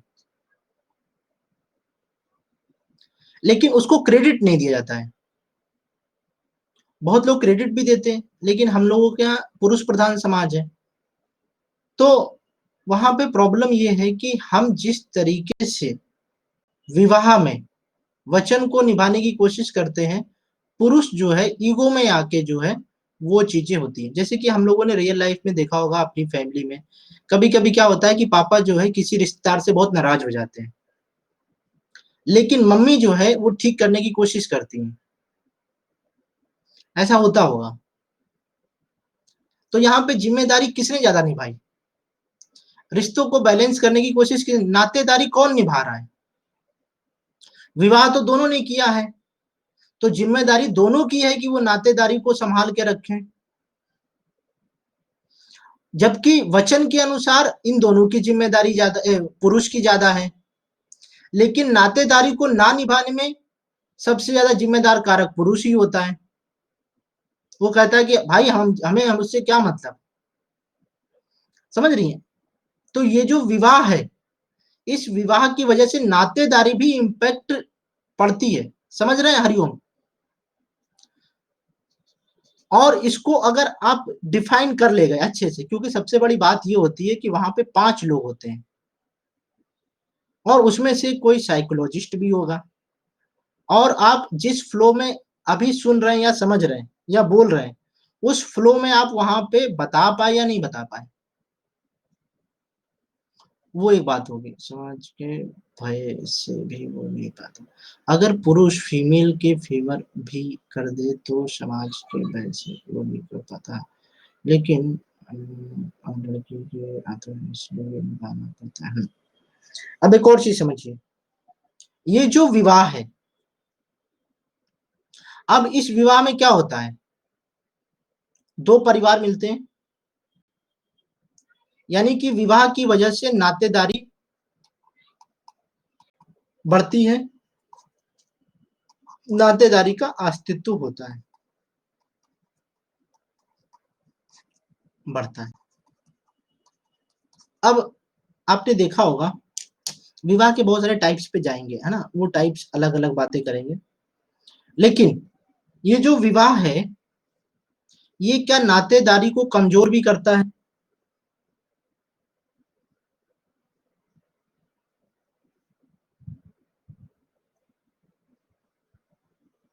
आप लोगों को लगता है कि हाँ, कमज़ोर करता है। तो उसमें हम क्या स्वरूप देख रहे हैं? समाज में बदलाव देख रहे हैं। इस विवाह की वजह से हम समाज में और अपने परिवार में बहुत सारे परिवर्तन देखते हैं। अब जैसे कि कुछ दोष लड़कियों पे दिया जाता है और कभी-कभी दोष लड़कों पर भी होता है। वो परिवार के साथ नहीं रहना चाहते हैं, उनको इंडिपेंडेंट लाइफ़ जीनी होती है, वो फैमिली के साथ नहीं रहते हैं, है ना? पहले क्या फैमिली थी, संयुक्त परिवार में थी, लेकिन इस आधुनिकीकरण के दौर में, इस पूंजीवाद के युग में पूंजीवाद की वजह से ही ऐसा हो रहा है। पूंजीवादी समाज की वजह से ही परिवार जो है एकल परिवार की तरफ अग्रसर होता जा रहा है। और अगर ये अग्रसर हो रहा है, तो मैंने आपको 3 चीज़ें बताई थी ना, प्रेम, प्रशंसा और सम्मान। तो हाँ, तो ये जो प्रेम है, ये क्या खत्म हो रहा है नातेदारों के बीच में? अब आपने ये देखा होगा कि इस पूंजीवाद के युग में या समय की तेज रफ्तार में लोग जो है रिश्तों की वैल्यू कम करने लगे हैं। आपने देखा होगा कि बहुत कम रिश्तेदार अब आपसे बात करते होंगे या फिर उनके रिश्तेदार उनसे बहुत कम बात करते होंगे। ये क्या हो रहा है? कुल मिलाकर ये पूंजीवाद की वजह से हो रहा है। कुल मिलाकर सब कुछ इसी वजह से हो रहा है और लोगों को ऐसा लगता है कि समय के साथ सब चीज़ें ठीक हो जाएँगी। जैसा कि आप लोगों को ऐसा लगता है कि समय के साथ सब चीज़ें ठीक हो जाएँगी। आप आईएएस बन जाएँगे तो सारे रिश्ते लोग आपको माफ़ कर देंगे। आप किसी की शादी में नहीं गए हैं और वो आपको माफ़ कर देगा, ऐसा लगता है आपको। है ना? हम में से सबको ऐसा लगता है कि सब समय के साथ ठीक हो जाएगा। अगर हम आज कुछ बन गए, आज हमने खुद को टाइम दे दिया तो फिर ये चीज़ें ठीक हो जाएँगी। ऐसा होता है। लेकिन किसी भी रिश्ते को मजबूत बनाने के लिए एक महत्वपूर्ण कड़ी कौन-सी होती है? कोई बता सकता है? कोई भी रिश्ता मजबूत या कमज़ोर किस आधार पे होता है? कम्युनिकेशन के आधार पे नहीं, शादी नहीं। हाँ, कम्युनिकेशन। अगर मान लेते हैं कि रिश्ता बहुत मजबूत है और उन दोनों के बीच में बातचीत ही कम है, हाँ, कम्युनिकेशन ही नहीं है, तो वो रिश्ता क्या हो जाएगा? धीरे-धीरे कम ही होता जाएगा। मुझे लगता है अभी कोई नहीं आता हाँ, ये तो बात सही है ना? वो तो बात सही है। लेकिन हम ये जो बता रहे हैं कि ये जो पूंजीवाद का समाज है, हम लोग की अलग प्रॉब्लम है। हम यूपीएससी वालों की अलग प्रॉब्लम है। हम लोग पैसे के पीछे नहीं भाग रहे हैं। लेकिन एक्चुअल में जो मेट्रो सिटी है ना? जिसे डेवलप्ड सिटी बोलते हैं, वहाँ पर लोग किसके पीछे भाग रहे हैं? सिर्फ़ पूँजी के पीछे भाग रहे हैं। तो अगर हम इसको समझेंगे तो पूंजीवाद के संदर्भ में समझेंगे। पूंजीवाद के दौर में क्या है कि लोग सिर्फ़ पैसे के पीछे भाग रहे हैं, बच्चों तक को समय नहीं दे पा रहे हैं, अपने बच्चों को सर्विस नहीं दे पा रहे हैं। सब चीज़ें मेड आकर कर रही है। छोटे बच्चों का ध्यान भी मेड रख रही है। जबकि हम लोग क्या बचपन में क्या होता था कि माँ जो है अपने बच्चों का ध्यान रखती थी। एक हमारे समाज में बहुत बड़ी प्रॉब्लम है, जहाँ पे महिलाएँ जो हैं अपने बच्चों को स्तनपान कराना पसंद नहीं करती हैं और इसकी वजह से उन बच्चों में बहुत इम्यूनिटी कमज़ोर होती है। और ये जो एक्चुअल में प्रॉब्लम आई है सिर्फ़ पूंजीवाद की वजह से ही आई है और ये पूंजीवाद ने क्या कर दिया है, हर रिश्ते में दूरी बना दी है। कहीं न कहीं इन रिश्तों को बहुत खोखला कर दिया है। वीकेंड होता है, जैसे कि सैटरडे, संडे इसके ऊपर एक क्वेश्चन आया था, है ना? प्रीवियस ईयर क्वेश्चन में। अब इस वीकेंड का जो है ना लोग अलग तरीके से यूज़ करते हैं। अब वहाँ पे मनोरंजन के अलग साधन हैं।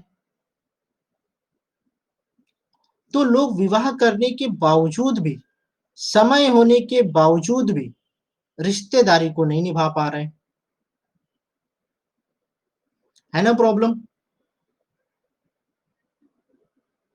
मोरालिटी की कमी, आई थिंक यही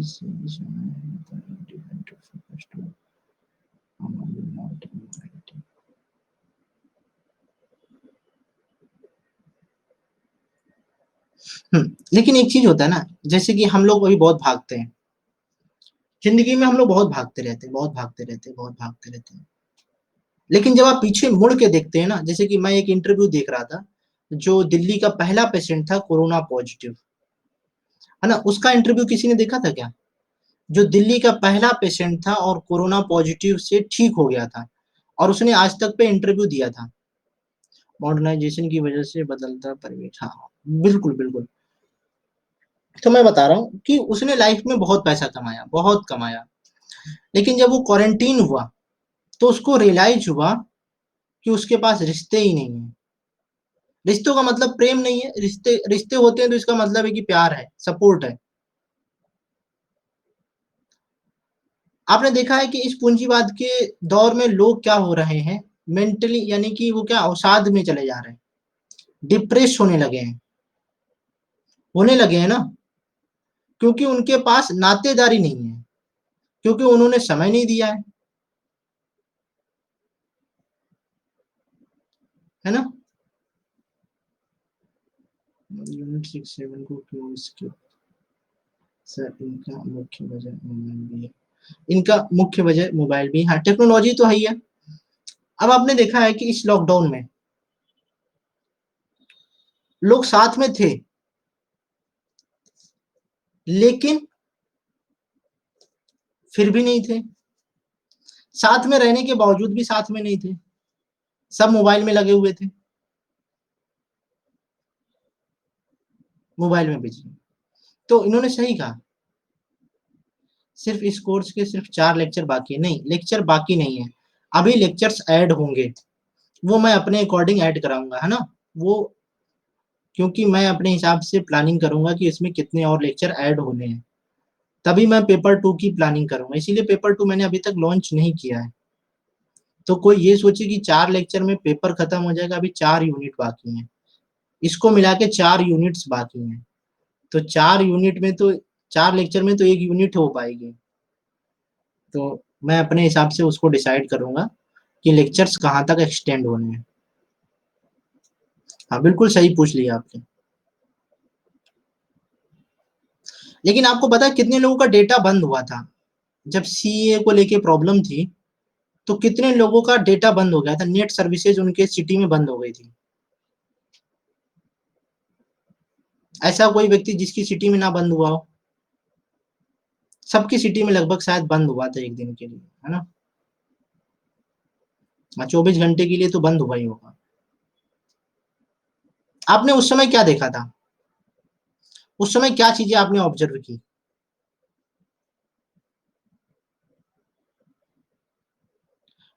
वो 6 यूनिट हो गई है, 7th यूनिट नहीं हुई है पूजा, है ना। वो होगी, आगे पीछे होंगी।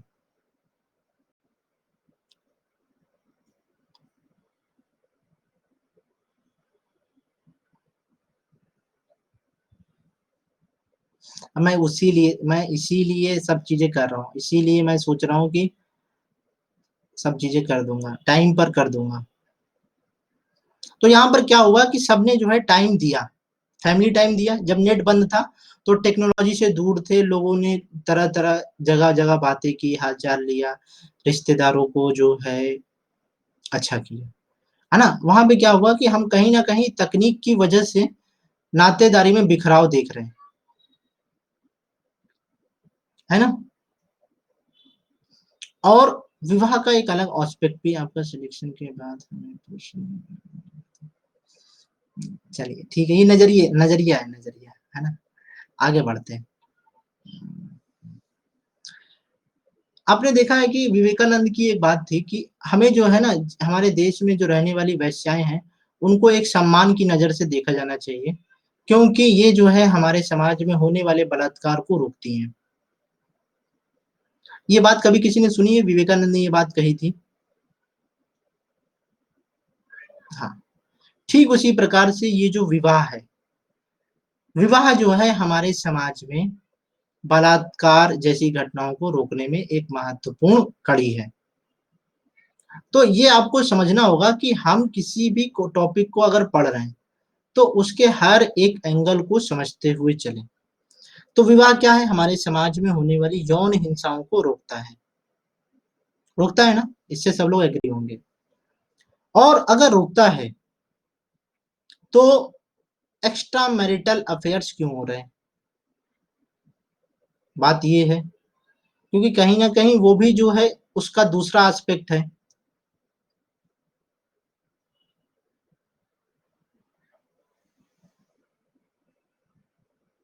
अरे वो आगे पीछे हो जाएगी, कल परसों में हो जाएगी यूनिट, उसमें कोई प्रॉब्लम नहीं है। है ना? मैंने तो कल ही बोल दिया था ना कि हम जो है नातेदारी को शुरू करेंगे। एक्चुअल में पीपीटी की प्रॉब्लम है ना? पीपीटी जो है वो रेडी नहीं हो पाई थी। वो ये गलती से ये रेडी हो गई थी, वो नहीं हो पाई, वो एक्चुअल रीज़न है ना? और कोई रीज़न नहीं है। ये नहीं होगा कि हम जो है प्रॉब्लम कर देंगे। है ना? अभी हमारी शादी तय हो रही है, उस वजह से जो है हम थोड़ा व्यस्त हैं। है ना? ये प्रॉब्लम है। चलिए, आगे बढ़ते हैं, टॉपिक की तरफ आगे बढ़ते हैं। अरे ये मज़ाक था, रियल में कोई नहीं ले लेगा भाई, ये मज़ाक था। राजन तो सबसे पहले बधाई देने लगते हैं।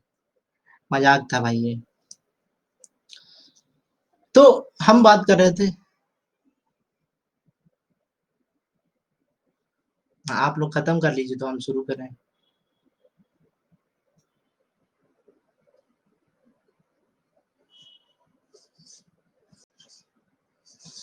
खत्म हो गया?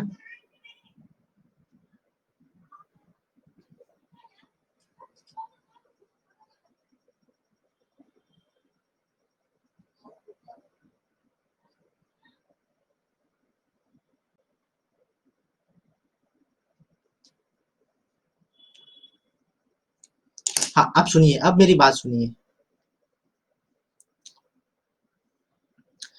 अच्छा लग रहा होगा अब आप लोगों को। ये जो विवाह है, ये जीवन में हर एक व्यक्ति के लिए ज़रूरी है।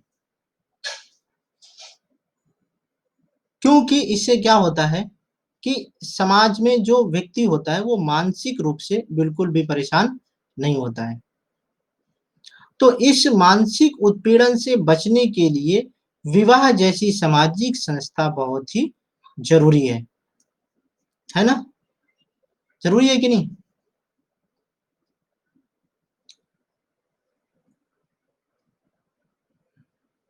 ये चीज़ें बहुत ही ज़रूरी हैं। इन चीज़ों को आपको समझना होगा। अब हम लोग आते हैं इसके टाइप पर। एक होता है एक विवाह, एक होता है बहुविवाह, एक होता है बहुपति विवाह, एक होता है बहुपत्नी विवाह, एक होता है समूह विवाह। कितने लोगों ने सुना है? इनमें से कितनी सारी चीज़ें आप लोगों ने सुनी हैं? बहुविवाह कितने लोगों ने देखा है? हम लोग एक विवाह तो सबने देखा होगा ना? एक व्यक्ति एक व्यक्ति होगा जिसकी एक पत्नी होगी, एक व्यक्ति होगा जिसकी बहुत सारी पत्नी होंगी, एक होगी जिसके बहुत सारे पति होंगे, ऐसा तो नहीं देखा होगा, है ना? बहुपत्नी विवाह तो आपने देखा होगा, बहुत सारी पत्नियाँ होती हैं। एक समूह में विवाह होता है, वो भी आपने देखा होगा, बस सुना है। देखिए आप लोग देख के भी क्या करेंगे, है ना? वो एग्ज़ाम में तो पूछेगा नहीं कि देखा है कि नहीं देखा है। अच्छा एनसीईआरटी में पढ़ा है। किसी लोगों की दिली इच्छा होगी कि हमें ये देखना है, कौन-सा देखना है? ये वाला विवाह देखना है, या फिर किसी को इच्छा होगी ये वाला विवाह देखना है। लेकिन इसके पीछे रीज़न क्या हो सकता है? समाज अगर ऐसा इस चीज़ पद्धति को अपना रहा है, तो अगर इस पद्धति को अपनाया गया तो इसके पीछे क्या रीज़न होगा? हाँ, महाभारत। हाँ, बिल्कुल लैंगिक असमानता प्रॉब्लम होगी। लैंगिक असमानता, यही एक रीज़न है। और कोई रीज़न? और कोई रीज़न नहीं दिखता है। लेकिन हमें इसके अलग-अलग एस्पेक्ट्स को समझना होगा ना एस्पेक्ट को। अगर ये एस्पेक्ट अलग-अलग जो एस्पेक्ट हैं, अगर आपने इसको नहीं समझा, तो फिर ये प्रॉब्लम करेगा, करेगा कि नहीं करेगा? तो हम लोग पहले एक विवाह को समझेंगे कि एक विवाह क्या होता है।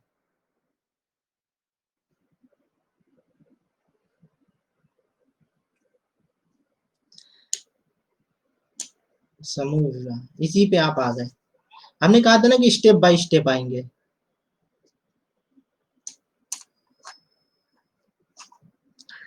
चलिए आगे बढ़ते हैं। इस विवाह में क्या होता है कि एक लड़का होगा और एक लड़की होगी। ये दोनों क्या करेंगे, एक दूसरे, अगला अगला एग्जाम्पल, कितने लोग बिहार से हैं? कोई ऐसा व्यक्ति जो बिहार से हो? अच्छा, वहां एक पकड़ विवाह होता है, पकड़ के जबरदस्ती विवाह करा देते हैं, अगर जिसको लड़की, जिस भी लड़की वाले को। अच्छा, बलिया से है, बलिया जिला तो हमारा है भाई। वहां पे एक प्रथा है। हाँ, आज भी है, आज भी है। अभी हाल ही में मैंने देखा था, स्वेट्स में जो मेरा स्टूडेंट पढ़ता है, और उसने बताया कि उसकी जबरदस्ती शादी होने वाली है, क्योंकि वो गलती से लड़की वालों ने उसको किसी समारोह में देख लिया था, और ऐसा होता है। तो एक विवाह में वो भी आता है कि एक विवाह में क्या होता है कि ऐसा कोई जरूरी नहीं है कि दोनों की मर्जी होगी।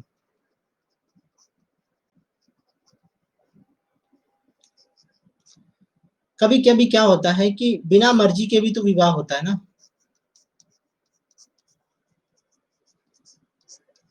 जैसा हम लोगों ने भारतीय बॉलीवुड मूवी में देखा है। लेकिन हम क्या समाज शास्त्रीय दृष्टिकोण से क्या लिखेंगे कि इन दोनों में विवाह के लिए आपसी रजामंदी होना जरूरी है ना, ये चीज याद रखिएगा। जब हम समाज शास्त्रीय दृष्टिकोण लिखेंगे तो यहाँ पर क्या होगा, एक व्यक्ति दूसरे व्यक्ति से विवाह करने के लिए आपसी रजामंदी रखेगा,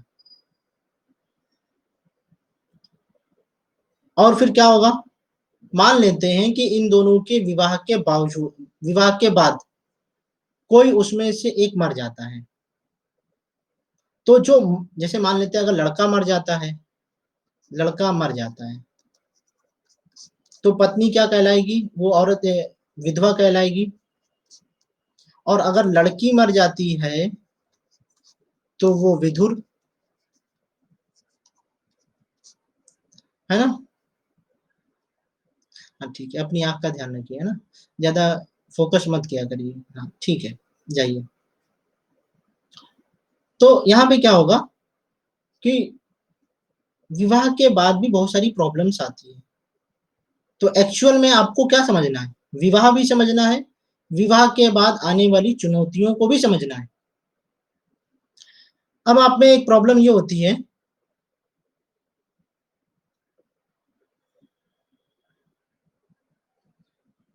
एक्चुअल में एक प्रॉब्लम ये आती है कि यहाँ पे व्यक्ति जो है सोचता है कि अगर जीवन साथी अच्छा नहीं मिला तो, आपने देखा है कि अब जो है विवाह की उम्र जो है धीरे धीरे बढ़ती जा रही है। जितने भी समझदार लोग हैं वो विवाह बहुत लेट में करने लगे हैं। सुना है, देखा भी होगा, आप लोग भी तो लेट कर दिए ना। तो ये क्यों कर रहे हैं, क्योंकि आप जो है ना इस विवाह में क्या चाह रहे हैं कि वो जो जीवन साथी हो वो आपके दृष्टिकोणों को समझने वाला होना चाहिए, आपके नजरिए से दुनिया को देखने वाला होना चाहिए, है ना, समझदार एक्चुअल में होना चाहिए, कि अगर वो दुख दर्द में है तो वो समझ सके कि हाँ सामने वाला व्यक्ति दुख दर्द में है। अब हम लोग इसके अलग एस्पेक्ट में आते हैं कि विवाह के बाद जो है जब एकल विवाह होता है तो उसमें तलाक क्यों होता है। तलाक के पीछे भी यही रीजन है जो विवाह के पीछे रीजन है, समझदार नहीं है वो, है ना, हमारी वो कोई बात सुनती ही नहीं है। एक्चुअल में जिसकी जो तलाश थी, अगर वो तलाश नहीं पूरी हो पाएगी तो रीजन वही होगा अलग होने का, और कोई अलग तो होगा नहीं रीजन। जैसे कि आपको सिविल सर्विसेज में आईएएस नहीं मिला, आईआरएस मिला, तो आप आईआरएस क्यों छोड़ेंगे, क्योंकि आपको आईएएस नहीं मिला, यानी कि वजह के पीछे ही वजह होती है। अगर आपका उद्देश्य नहीं पूरा हो पाया तो वो चीजें उससे अलग हो जाएंगी। तो आप में से कोई भी ऐसा व्यक्ति नहीं चाहेगा, जैसे कि हम अगर मिडिल क्लास फैमिली के स्टूडेंट्स हैं तो हम लोग यही चाहेंगे कि हम लोगों को एक बार में आईएएस मिल जाए, और हम कभी भी आईआरएस या फिर कोई अन्य सर्विसेज ना करें। ठीक उसी प्रकार से ये विवाह होता है। हायर क्लास में क्या होता है कि लोग 3-3 4-4 शादी कर लेते हैं, लेकिन हमारी सोसाइटी में क्या है, क्या हम 3 बार तलाक ले सकते हैं? 3 लड़कियों से शादी कर सकते हैं?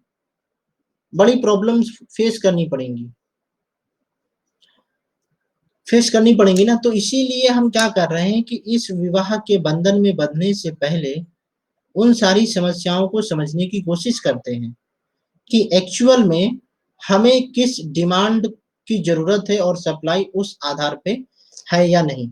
अगर सप्लाई उस आधार पे नहीं है, तो विवाह विच्छेद होना ही होना है। यानी कि अगर हम विवाह करते हैं, तो क्या इमोशनल इंटेलिजेंस को अप्लाई करना है कि नहीं? जो एथिक्स में आप लोगों ने इमोशनल इंटेलिजेंस पढ़ी है, क्या उसको यहाँ पर अप्लाई करना ज़रूरी है या नहीं?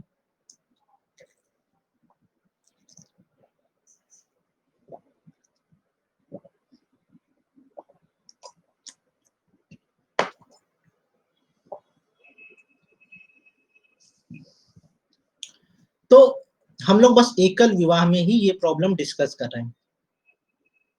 बहुविवाह में क्यों नहीं करेंगे? क्योंकि उसके पीछे उसकी अलग प्रॉब्लम है, उसको तो हम अलग एस्पेक्ट में डिस्कस करेंगे। लेकिन एकल विवाह में ही ये प्रॉब्लम हम लोग इसलिए डिस्कस कर रहे हैं क्योंकि एक्चुअल में जेन्युइन प्रॉब्लम यही है।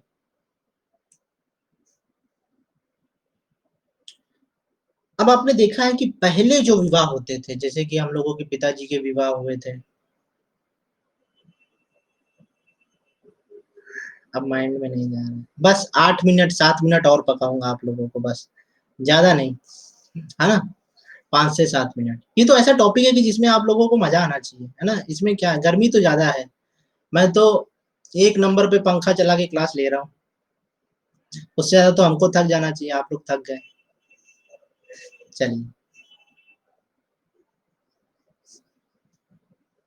शादी सुन के टाइम, ये ऐसा चीज ही है। हाँ, अच्छा अच्छा, ये टॉपिक ही ऐसा है। अच्छा, एसी लगवाने के लिए हमारा मकान मालिक नहीं राजी है, नहीं तो हम लगवा लेते। आगे बढ़ते हैं। ये जो विवाह शब्द है, आप सभी अभी बचने की कोशिश कर रहे हैं, आप सभी, क्योंकि ये समाज की महत्वपूर्ण संस्था है। अगर आपके पास अगर एक बार टैग लग गया विवाह का, और आप अगर विवाह विच्छेद यानी कि तलाक शुदा के रूप में जाने लगे, तो आपके विवाह में अनेक और समस्याएं आएंगी। आएंगी कि नहीं आएंगी? अब जैसे अगर हमारे आगे आज ही तलाकशुदा लग जाए, है ना, तो फिर क्या होगा? प्रॉब्लम आएगी ना शादी करने में हमको। अब जैसे कि मैं अभी क्या हूँ, शादीशुदा नहीं हूँ, तो मेरे पास ऑप्शंस हैं। लेकिन जैसे ही तलाकशुदा लग जाएगा, तो फिर क्या हो जाएंगे?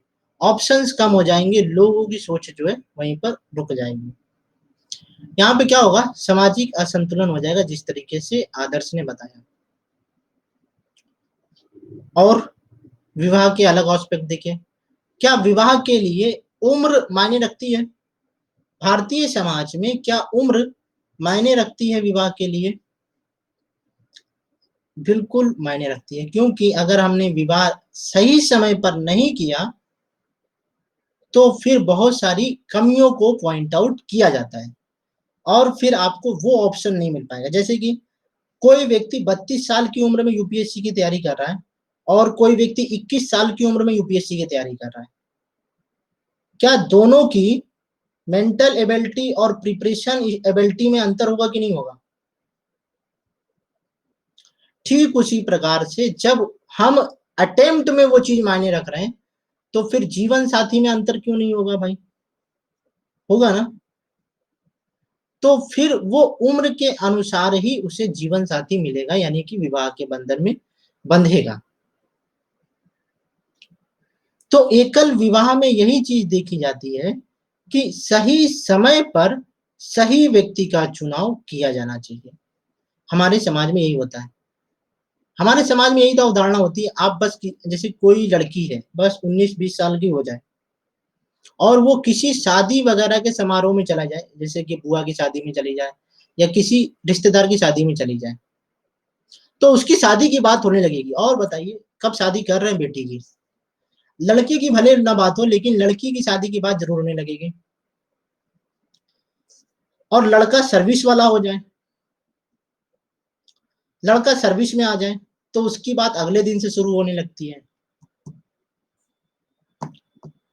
यानी कि सबके विवाह के लिए अलग अलग नजरिया होता है। जैसे लड़की की विवाह के लिए कि लड़की जो है बड़ी हो गई यानी कि जवान हो गई है, लड़के के लिए कंडीशन ये है कि वो नौकरी वाला है, तो उसकी शादी की कंडीशन हो गई तैयार। तीसरी कंडीशन क्या है, अगर वो कंट्रोल से निकल रहा है, जैसे लड़का और लड़की कंट्रोल से निकलने लगते हैं, यानी कि ये इनकी शादी कर दो, ये आउट ऑफ कंट्रोल है, नहीं तो ये फिर जो है हाथ से निकल जाएंगे। तो तीन सिचुएशन होती है विवाह के लिए हमारे भारतीय समाज में, और इन सभी के दृष्टिकोणों में क्या होता है, एकल विवाह ही लिखा होता है। कोई ऐसा है कि बहु विवाह कर देगा, ऐसा कुछ होगा, या बहुपत्नी विवाह हो जाएगा, ऐसी सिचुएशन जो मैंने बताई है। नहीं, सब में क्या होगा, एकल विवाह होगा, एक व्यक्ति एक ही के साथ विवाह के बंधन में बंधेगा और कुछ नहीं होगा। तो आप लोगों को है क्या पता, अरे वो तो फिर जाए, अब छोड़िए। तो ये चीज याद रखना है कि ये जो एकल विवाह है,